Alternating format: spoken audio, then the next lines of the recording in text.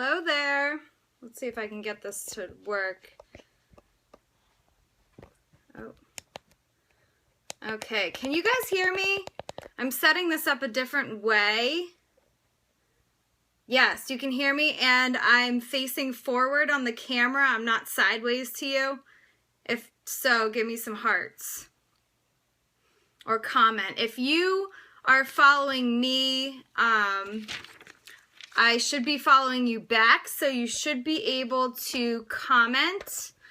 So if you could comment and give me an emoji or something that says that I am forward on your screen and everything looks good, that would be great, and then we'll get started here. Thank you guys for joining. All good, perfect. Okay, so it's just on my end where everything looks sideways. That's really weird.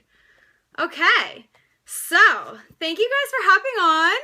My name is Jenna Corelli. I am a fitness and nutrition coach, and I work with people on reaching their body composition goals through realistic means.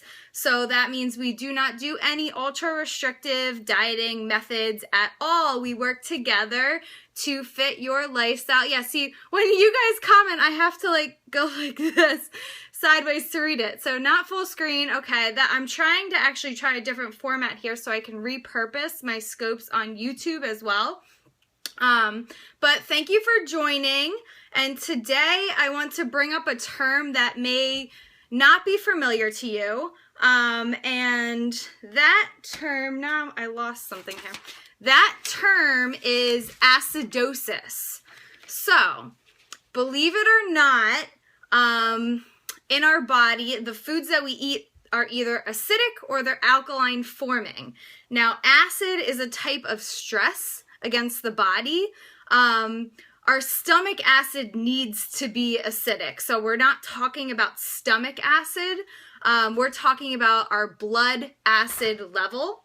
And the fact that the foods that we eat, so the foods that enter our body, are either going to be acidic or alkaline forming, and we want those foods to be alkaline forming rather than acidic because of the reasons I'm about to tell you. There are 5 ways that acidosis harms your body. And acidosis, when I say that, I'm referring to the food that you eat that are acidic. All right, and we go into detail on this in my carb cycling program. My VIP nutrition clients also learn all about this. And if you haven't learned about it yet, contact me and let me know that you're interested.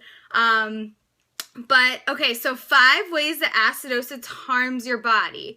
Number 1, bone loss. Okay, so if you eat too many foods that are acidic, your body tries to neutralize that, and so you actually end up losing bone loss, so your bones become weaker. Number 2, fat gain. Fat then becomes necessary to protect the body. If you're eating too many foods that are acidic, your body is losing bone, so you're experiencing bone loss, which then in turn your body will hold on to fat stores because the fat in your body becomes necessary in order to protect everything internally that's going on the molecular level. Okay, so you must lower the acidic level of the foods that you eat in order to release this fat. It's not an end-all thing if you eat too many foods that are acidic and you end up having fat gain and your body holds on to this fat. It's not the end of the world. If you reduce the amount of acid in the foods that you eat, your body will release that fat. Okay, so number 1 is bone loss. Number 2 is fat gain. Number 3 goes along with the fat gain. Your body ends up having a difficult time breaking down that fat. Number 4 is leptin disruption. Okay, so leptin is a hormone that releases a signal to your brain that tells you when you're full. And if you experience leptin disruption, you don't get that signal. So if you're struggling with losing weight, it's not necessarily because of a lack of willpower or a lack of determination. You could be experiencing leptin disruption within the body, and so that leptin hormone is not sending a signal to your brain to tell you that you're full. Okay, so 5 ways that acidosis harms our body. Number 1 is bone loss. Number 2 is fat gain. Number 3 is difficulty breaking down fat along with fat gain. Number 4 is leptin disruption. Thank you guys so much for the hearts. And number 5 is increased cortisol. Now, cortisol is a stress hormone that is produced and released by our adrenal glands. So the cortisol hormone in our body is a protective hormone against stress. And when I say stress, I mean the internal stress that our body experiences on the cellular, molecular level. So this increase in cortisol could potentially create almost a silent killer, which is inflammation. And I talked about inflammation in a previous scope, but that also leads to a bunch of other issues that go on inside the body. Now, these are all things that we wouldn't recognize on the outside of our bodies. But an increase in cortisol places an extra added stress on our bodies at the cellular, molecular level.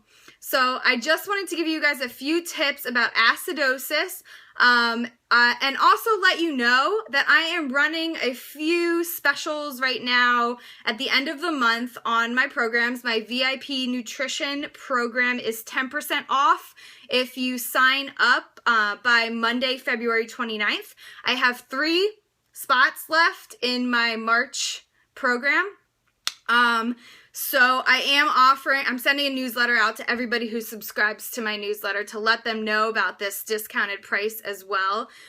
So if you're interested, head over to my website. There's a link in my Periscope profile, www.crazyhealthyfit.com. Send me some information via my contact form if you're interested, and we'll chat about getting you on schedule for either March or April. I have 3 spots open for March, but we can certainly sign you up ahead of time for April or even May, depending on when you want to start, all right? Spring is coming. Let's get our nutrition in gear. Let's learn. Let's educate ourselves. And let's learn the right types of foods to be eating. I hope you guys enjoy your evening. It's Friday, so have a wonderful weekend. And I'll be signing off. Thank you again so much for the hearts. Bye.